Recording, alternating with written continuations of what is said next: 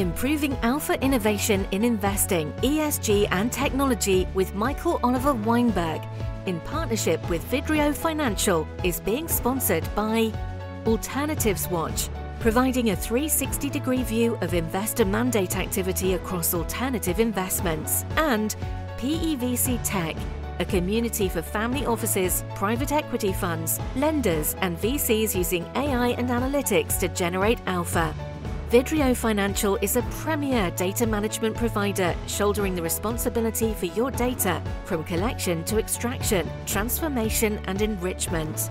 Vidrio monitors over 2,000 diverse funds, processing millions of data points each month. Discover how Vidrio empowers your institutional portfolio data by combining advanced AI and human expertise to yield comprehensive analytics on performance, cash flow, risk, valuation, and more. All delivered seamlessly through Vidrio's Data Management Hub. Save your investment team valuable operational time, providing actionable insights like never before. Explore more at vidrio.com. Hi, this is Michael Oliver Weinberg. We'd like to welcome everyone to the Improving Alpha Innovation in Investing, ESG and Technology podcast series. Today, Devana Cohen, Chief Investment Officer of the UJA Federation of New York, will be our guest. So listeners have a high-level sense of our roadmap. We'll start with some background, then discuss the usual. Investors and business leaders should be able to extract a great deal of value from Devana's insight. On that note, welcome, Devana. Thank you, Michael. Thank you for having me. It's our pleasure. Why don't you start with your background? Give us a very brief synopsis of what you've done and how you've gotten here. Sure. So I have a non-traditional finance background. I actually went to school for chemical engineering and chemistry. So I worked as an engineer for about 3 years designing semiconductors before I went to business school and then transitioned into finance. I think some of my early jobs in finance really helped me to learn what I didn't want to do in the industry. When I was an engineer, I was very micro. I was modeling electrons flowing through silicon. I was a semiconductor R&D analyst. And so then when I worked in finance as an analyst, I was, again, really in the micro. And so it wasn't until I actually went to work at Toyota Motor Sales, and I was working in market risk management, that I rotated into their defined benefit plan. And I really just had this aha moment because the job was so macro. I got to see so many different asset classes and really think strategically. And so I realized at that moment, that was what I wanted to do with my career. And after that, shortly thereafter, I went to the California Endowment. I'm originally from the West Coast. And then lived through the global financial crisis there at the California Endowment, and then moved to New York to work for the Ford Foundation, and then found my way to the United Jewish Appeal Federation of New York, which is where I work now, or UJA for short. Got it. And maybe since the listeners are all around the world, and not everyone might be familiar with the organization, you could give a very brief, highlight of what the organization's mission is and what it tries to accomplish. Sure, I'm happy to. So again, I work at the UJA Federation of New York. We're one of the largest local philanthropies in the world. And what does that really mean? Well, we raise about $180 million a year from our local donor base, and that money goes straight out the door towards our mission. Our mission has 3 prongs. The first is to help New Yorkers of all backgrounds. And so we execute that by working with agencies on the ground. So it could be anything from food insecurity, housing insecurity, the aging population. We really pivot where the need is in the community. The second part of the mission is to strengthen Jewish communities, and that's a global mission. So we do have an office in Israel, and we'll operate anywhere where there's Jews in need. And then the third piece of the mission is emergency relief, which has really been a big part of our mission. You can imagine, pandemics, wars, and such have helped us to sort of pivot our mission quickly when there's needs in the community. Got it. And then from an investment perspective, what is the target or the goal? Sure. So we manage about $2 billion in assets. I manage a small investment office. There's 6 people in the office, and our objective is to return about 6.5% annually. So that's our spend rate plus inflation. But really, our objective is to minimize realized losses. And to do that as a team, we're really risk managers first. So we think about risk vigilantly, and we're constantly planning for different scenarios for the organization and their needs and the portfolio. The second piece of it is we have to have really strong processes. And the reason being is we really want to be able to assess conviction in our portfolio managers and our asset allocation. So we're not selling or buying at the wrong time.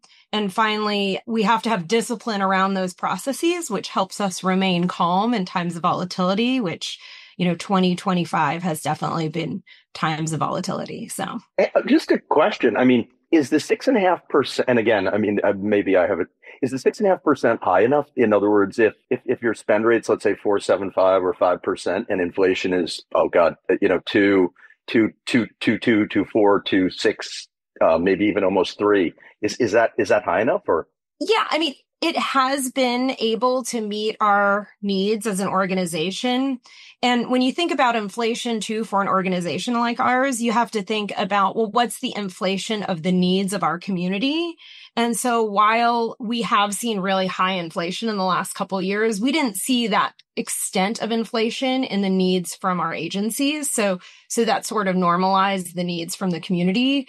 But I will tell you, we try to outperform that 6.5%. And so just historically, we've done maybe about 8.5% annualized over the last 5 years, just to give you some insight. So we do want to outperform it, because then the idea, if we outperform that goal, then we're actually growing the endowment.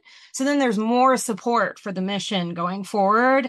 And that's really our goal. But our minimum goal is 6.5. you got it. Okay, that explains it. So the reality is that's the minimum goal, and you've been doing significantly better than that. So it's sort of not an issue. You've comfortably been providing the endowment or the corpus with growth above inflation, which is great. Cool. And then let's talk about innovation, since that's what this podcast is about. Innovation in multiple contexts. Let's start with from an investment perspective. How do you innovate to improve alpha from an investment perspective? Sure. I mean, I think one important tenet of that is just really being flexible. We do have strong processes, and we want to stick to those processes, but we have to be able and flexible enough to question our biases, question changes as the market opportunity changes. And so that's been really, really important for us, I think, in innovating and creating more alpha. So I can give you an example. As you probably know, there's a lot of darlings in the endowment and foundation universe. And these are managers that are tried and true. They've been around forever, and they've done really well from a performance perspective. And so it's really easy to keep them in your portfolio.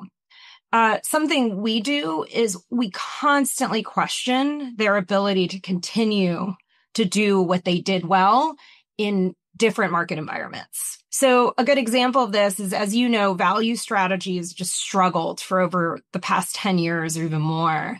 And about 7 years ago, the team came together and really questioned the value bias we had as an organization, and a lot of other endowments and foundations have. We all like margin of safety investing. We want to know that there's downside protection. And we realize that buying cheap is very important, but how we achieve that is really vital. And so what we did is we sort of analyzed value managers, and we said it's important to see what type of value manager they are. So, my analogy is like, where are they shopping? So deep value managers often shop at the discount rack, but they're shopping at the discount rack at the fast casual clothing store. So just the quality of the clothing is not as good. And so, they might be looking at the cheapest quartile stocks, and that's really, to us, that sort of discount store. We wanted to look for managers that are shopping for bargains, but at a high-end department store or a boutique. So they're more likely to find something really quality at a discount. And so that caused us to take off some of those darlings in our portfolio and add some sort of new and interesting portfolio managers in our portfolio. And that helped us to not suffer as much over the last 7 years when we know value has just really suffered, but at the same time, not giving up on our bias towards margin of safety investing and downside protection. Got it. Yeah, that's very sensible. And let's shift to ESG, something that's less popular, but I think irrespective of where one's views are, it's tough, for example, for anyone to argue that governance isn't important, and then perhaps some of the other areas are more controversial today than they were. What about ESG? What's your view?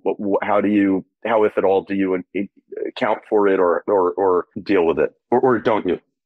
We do. And we think about all three, the E, the S, and the G. And I had mentioned process. You're going to hear the word process from me a lot. I'm very process oriented. That's an engineering mindset. But in our process for selecting managers, we have 8 factors that we analyze each manager on. And one of those factors is ESG. And so we're constantly thinking about both the E, the S, and the G. And as you said, the G is table stakes, but really the E and the S. But one area where we've spent more time on is, and in terms of like creating alpha, was the E side. I want to say it was, maybe in 2020, we said to ourselves, well, are we doing enough with respect to the environmental crises and the potential long-term risks that would inflict onto our portfolio? And so we did a large-scale project. We engaged a consultant. We did some research, and we wanted to really understand the energy transition and understand all the technologies involved and what was their investability. And then we decided that there really was a tailwind there. And that's something we're constantly looking for in terms of themes, which is, a tailwind, some ability for continued progress and support for an investment theme. And while you're correct, Michael, it might be more controversial today, there still is support for that theme globally. And so we were able to identify a lower risk technology that required some equity capital to scale. And so we made an investment in the energy transition. And so there is a place where ESG sort of took us to something with really nice asymmetry and potential performance for the portfolio. And so we really liked this investment opportunity. And so we added it to the portfolio, and we continue to learn about the area and add around that energy transition theme. Got it. How is that? Obviously, again, energy transition is a bit under, I don't know if threat's the word, but it's not in the same position perhaps as it was in the prior administration. I guess there's potential legislation that might cut some subsidies. Would that have an impact on the investment, or? Yeah, I mean, definitely we were worried, and we were worried as we made the investment because we said to ourselves, we want this to stand the test of time. Again, we were looking for tailwinds. And one of the things, so particularly this investment is focused more on carbon capture and sequestration. And so in that area, what we found, and part of our research, was it had bipartisan support. So that was really important to us. So could it stand the test of different administrations? And so far, this particular investment is predicated on a tax credit in the Inflation Reduction Act called 45Q.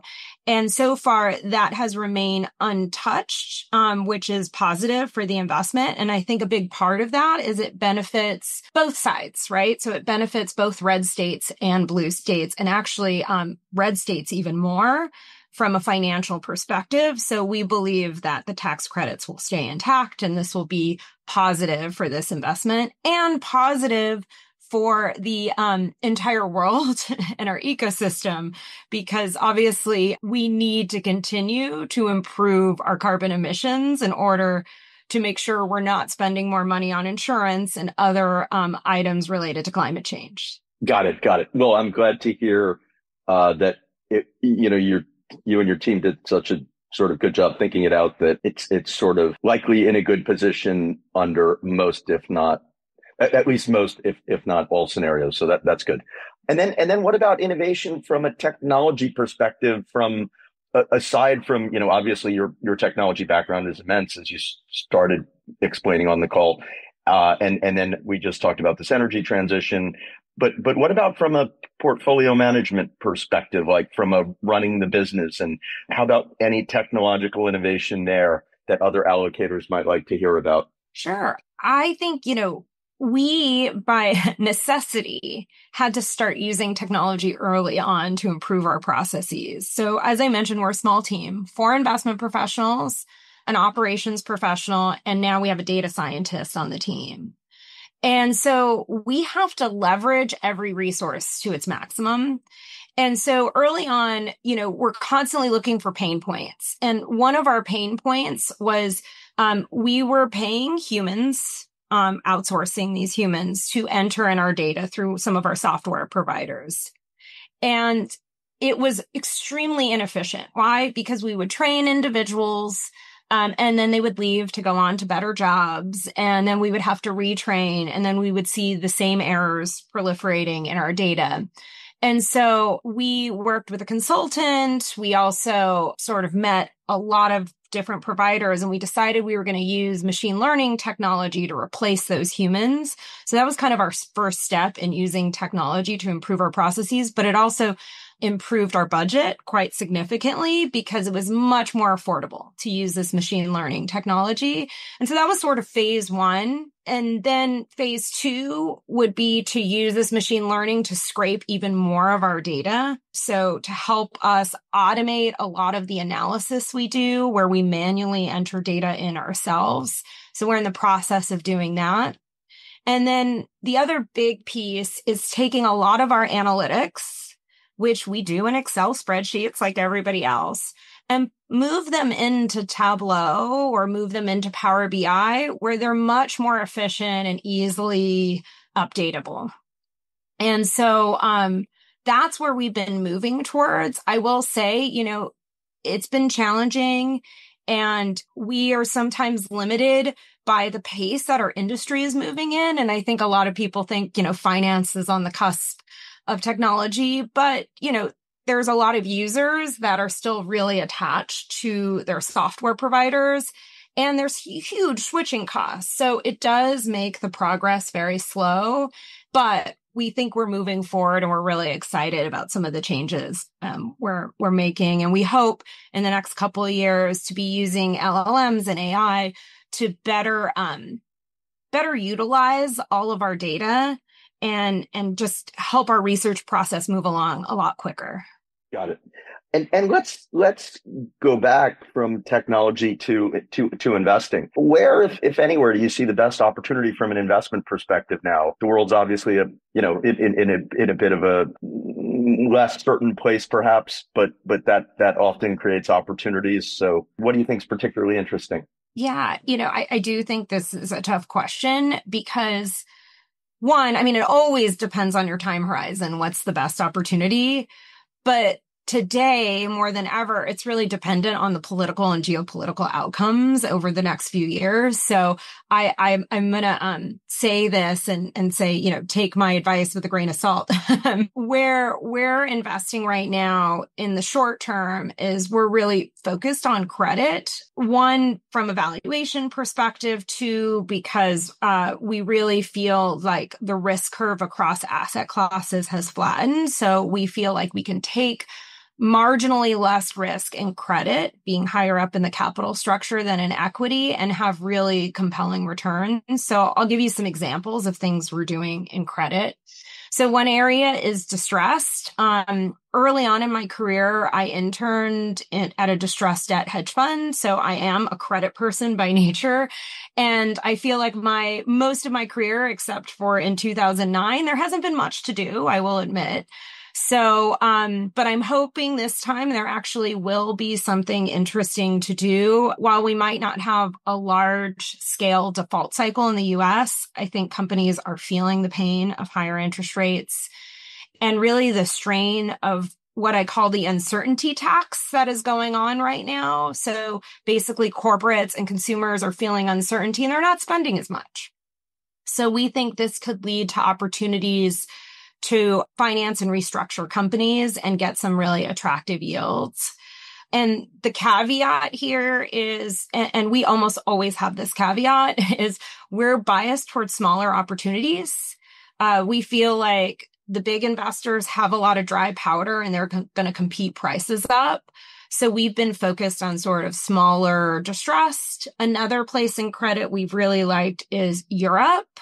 Most of my career, I've sort of stayed away from Europe a little bit because just the market dynamics there are very different and the banks are very involved. But we are finally seeing that European banks are a little more reticent to lend. And so we're doing some interesting investments in private credit there. And it's more sort of special situations lending where we can get higher yields for taking a little bit more risk, but with a shorter weighted average life. So we'd be getting our money back a little bit quicker.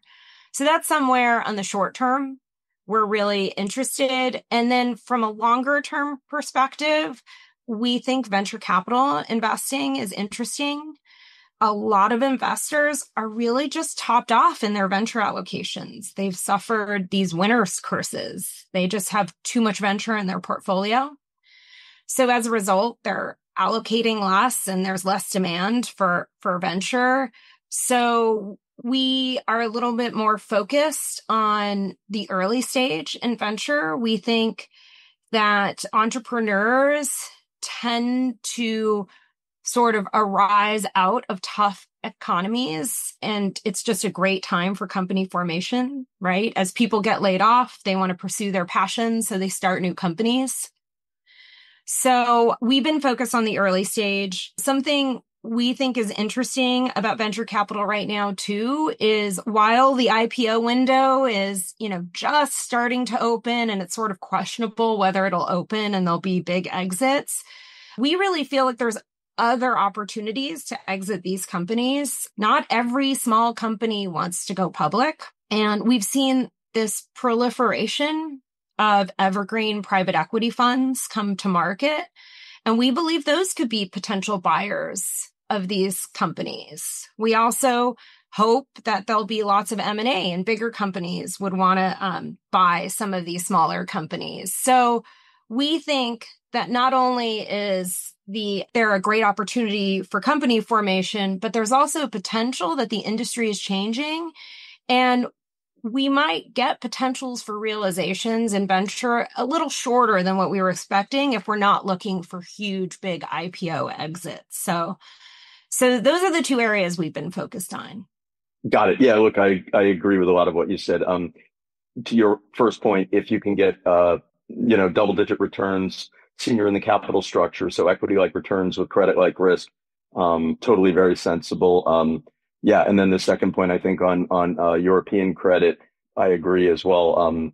Interesting opportunities there, and then regarding venture, totally. And it'll be interesting to see if the recent ebullience in the IPO market with particularly like crypto and some cyber and with Toro and Circle spillover and CoreWeave, frankly, spillover. So data centers, LLMs, AI derivatives spill over into the broader IPO market. But my guess is not, but we shall see. Yeah, we shall. And I mean, it could potentially change the entire dynamic, right? If we see a bunch of exits and exit opportunities, because then suddenly, like I said, these investors that are all topped off will be investing again, and we could see pricing go back. And that's why we have to remain flexible and just sort of think about, well, what's the opportunity set today? And right now, things are definitely tight. So, right.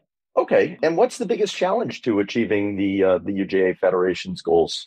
I would say the biggest challenge is resources. As I mentioned, we manage, a smaller pool of money, which is about $2 billion in assets. And I like that size because it allows us to be nimble. It allows us to take advantage of early stage venture or other small opportunities, and they can really be meaningful to our portfolio versus if we are managing $10 billion, it just wouldn't be meaningful in size to our portfolio.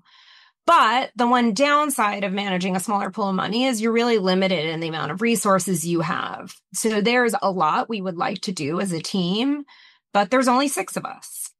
So, and there's only so many hours in the day. And that's why we have been more focused on technology, and technology has been, the improvements in technology has really been a blessing for us, because if we can improve our productivity by using technology, then that's going to really increase our bandwidth and help with that challenge, which is first and foremost our challenge. 2025 has been an exhausting year. We just saw a lot of private equity and venture come to market, or they were in the market, but they were sort of, doing their final closes in 2025. And so we've been working day and night since January, trying to close on these investments, execute on some of the themes we just spoke about in credit. And so it's just really hard to keep at that pace year round. And that's where I think technology can be helpful to us. Okay. And then in terms of a red flag with a manager such that you wouldn't invest again, this is sort of for, I guess, both, well, particularly allocators, but possibly managers. What's a red flag that you would pass? Yeah. I mean, it's funny because when you ask this question, I think, well, if I say this out loud, then managers are going to, try to work their way around this. Right. But I mean, the reality is it's our job to suss that out. And we do that by meeting with them and asking them similar questions over and over again. So hopefully we kind of get it out of them. I think one big red flag is a disinterest in their investors, or what I love is a selective interest in your investors only when you're raising capital. So we see that a lot. We think of investing as a partnership. As an investor, we provide value in several ways. So one way we really provide value is we see a lot, right? We can give color on views of other asset classes. We can provide insight into our peers and where they're allocating. And we can just give them a broader view of markets, which is always helpful. I can give you a good example of that. I mean, and this one's kind of an obvious one, but in the beginnings of COVID, we were talking to our Pan-Asia managers and really talking about the devastation that was happening from COVID. And this was in February. And I think, we were reading about it and we were hearing about it on the news, but it became very real, sort of talking to the people on the ground. And we were able to impart that knowledge onto our US-based managers and help them understand, those ones that maybe didn't have a direct connection to China. So that's an example where we can just kind of a really obvious example where we could give color. Another example is we can be a reference and we can really help raise capital. We know of other like-minded investors. We talk a lot to each other. We exchange notes. But I think the most important piece is we provide stability, right, in capital. When an investor hits a tough spot, we want to be there and be supportive. And to do that, we really have to have that partnership. If they want to raise, if they think their strategy is not working properly, and maybe they want to raise a different strategy in an area where they see a lot of opportunity, we can be supportive in thinking through how to structure that. And I think taking that for granted can cause a lot of risk to investment managers. And that risk is something, as investors, we don't get paid for. So I think it's really important for investors and portfolio managers to really think of us as partners and show an interest in what we do and why it matters. And I guess finally, I would top it off with, we serve the community. We serve people that do not have the privilege and advantages that our portfolio managers have. And so it's really important for us to know that our portfolio managers understand that and don't take that for granted. Right. Yeah. And that's total, all very sensible. What about then shifting gears, a mistake you've made investing and a lesson learned? Well, I've made quite a few mistakes. Well, you're in good company. We all have, but fortunately you clearly make smaller and or fewer such that the net is a positive, right? Yeah, exactly. And that's really the goal is, right? We will make mistakes. Hopefully we won't make the same mistake twice, or else we would be in big trouble. But making sure we, sort of size those mistakes appropriately is important. But I'll give you an example. I think one of the material mistakes, I made in my career was underwriting co-portfolio managers. And this sort of really caveats to my answer to the last question, which is this idea of partnership. So co-portfolio managers are tough. And the reason is typically as an investor, you build that partnership with one of the portfolio managers, not both. It's just more challenging. Usually one portfolio manager is really investor facing and the other one is more portfolio facing.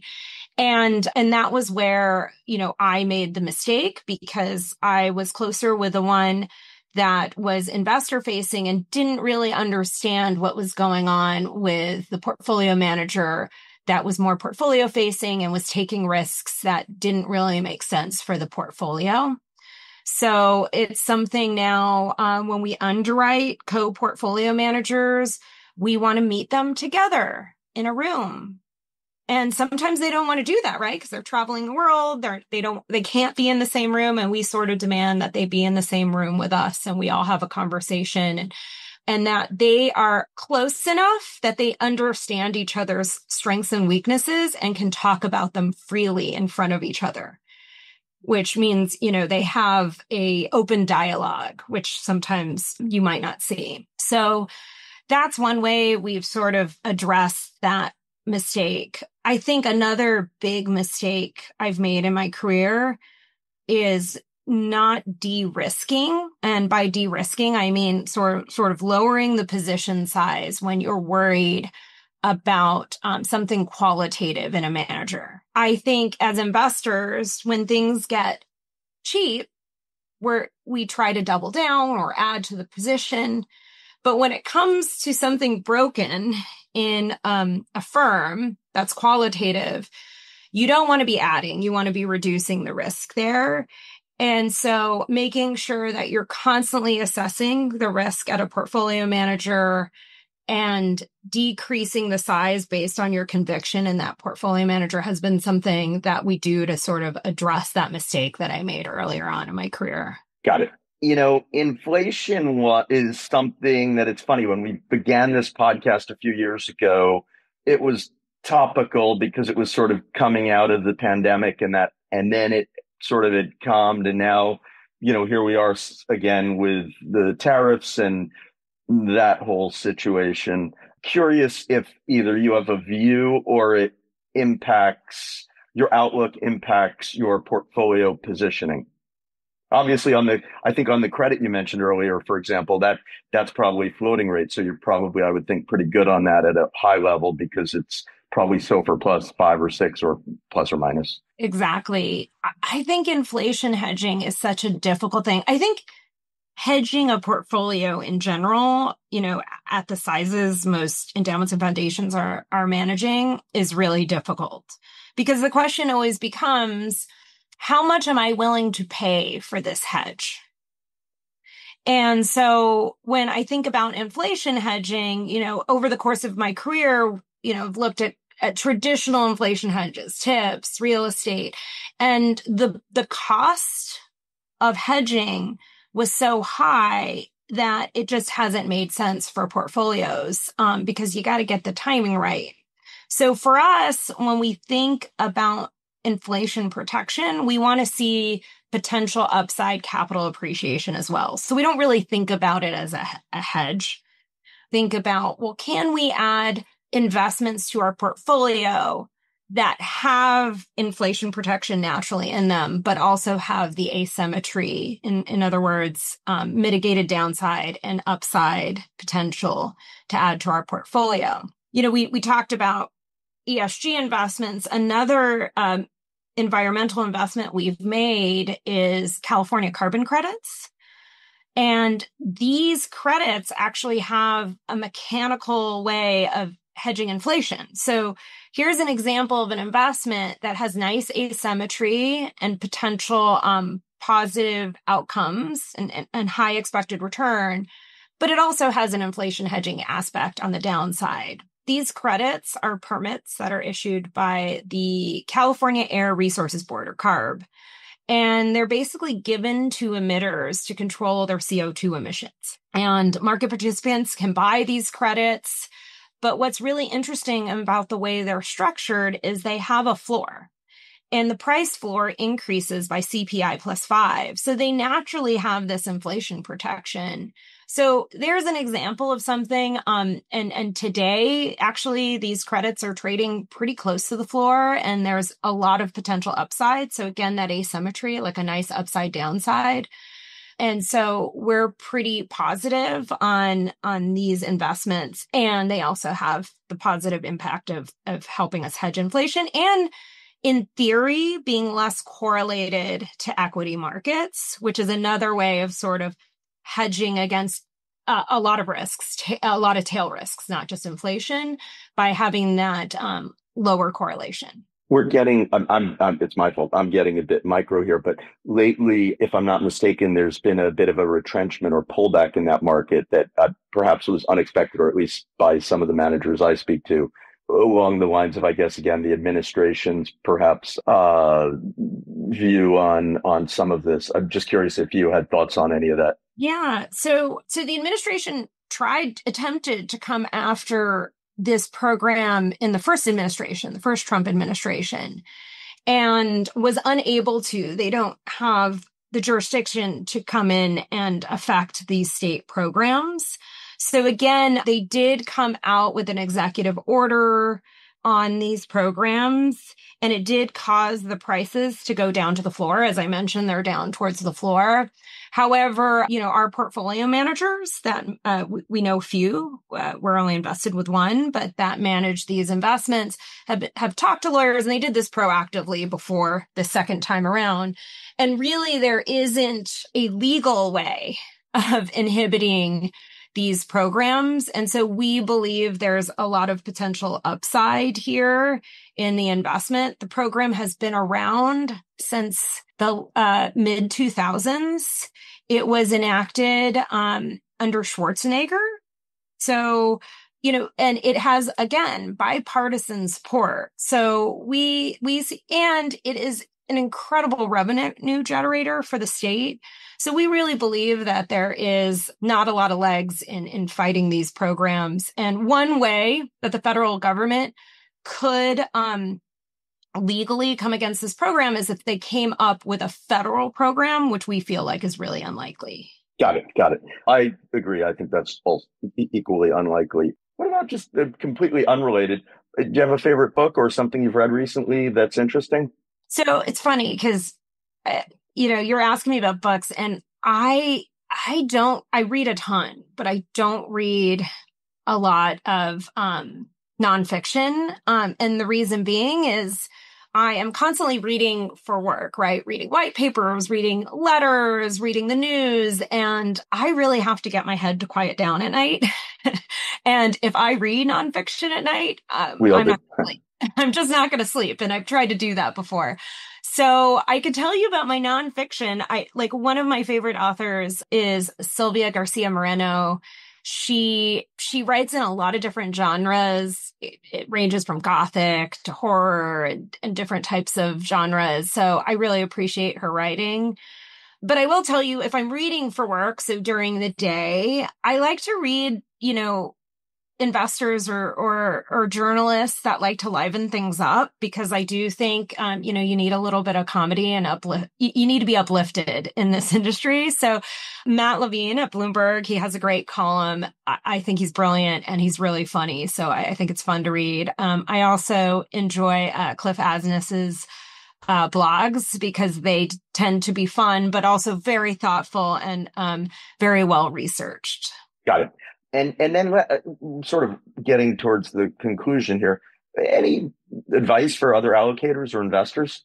Oh, that's a tough one. I would say, and I sort of mentioned this earlier, I think, one thing that's important for investors to do is that for us to remember is that we are stronger together. we don't have that many protections. I know we all do a ton of legal due diligence and intense legal reviews on the documents we sign, and we all have side letters. And I think if I've learned anything over my career, it's that it's all really not that meaningful, because managers can often change those documents really easily, and they have a lot more resources than we do to come after us legally. And so that's why I really think we're all stronger together if we can pool our resources and work with managers that way. As an investor, we don't get paid for the risks we take with portfolio managers, right? And you kind of have to reset yourself sometimes, because when you're buying stocks, when stocks get cheap, they're more interesting. And so when there's some sort of volatility, that can produce opportunity. However, portfolio managers don't get cheap. Their portfolio can get cheap, but not investing in them. It never gets cheap, right? So you always have to think about the game theory with other investors and understand that if everybody capitulates on a manager, that manager is likely to go out of business. And that's really costly to investors. Even if the portfolio is liquid and everything's okay to the portfolio, it's costly in terms of return on time.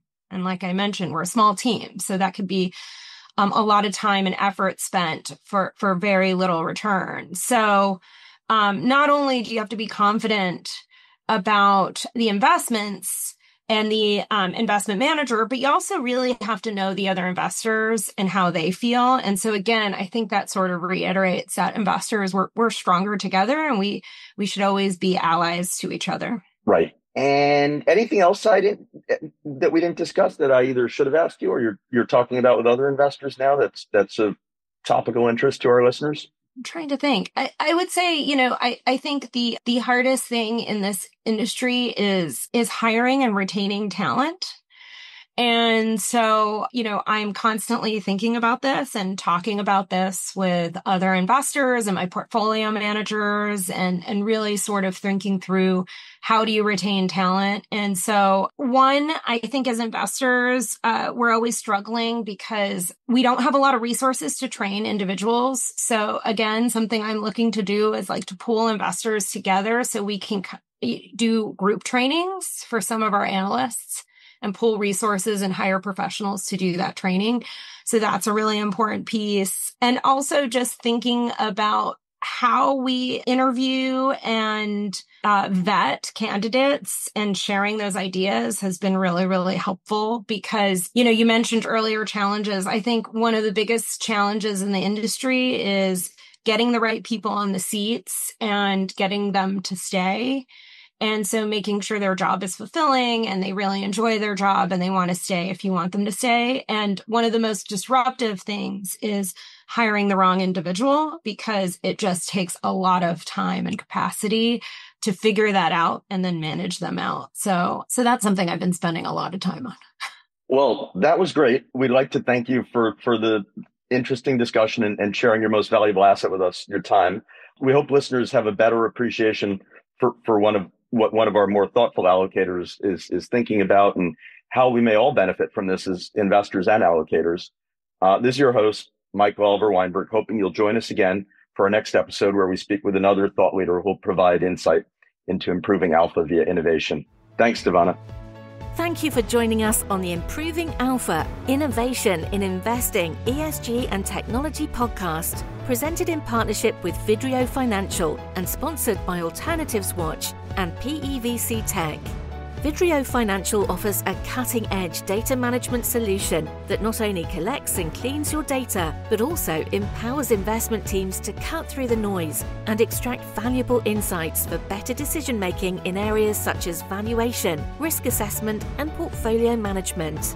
If you're an endowment, foundation, pension, sovereign wealth fund, asset manager, OCIO, or family office facing challenges with your data pipelines, we invite you to connect with us today and explore how Vidrio can seamlessly integrate with your investment team to enhance your data management capabilities.